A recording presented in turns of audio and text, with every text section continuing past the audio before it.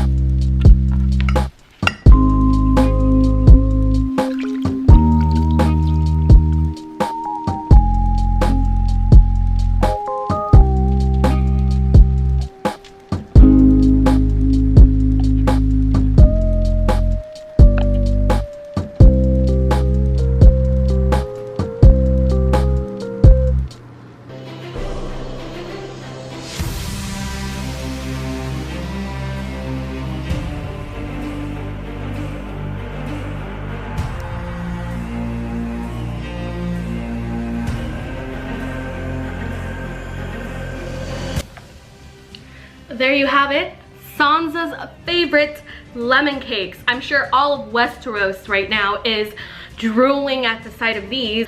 Don't forget to subscribe and like to this video if you love the Game of Thrones like me, or well, just me. I'll catch you guys later. Take care. Bye.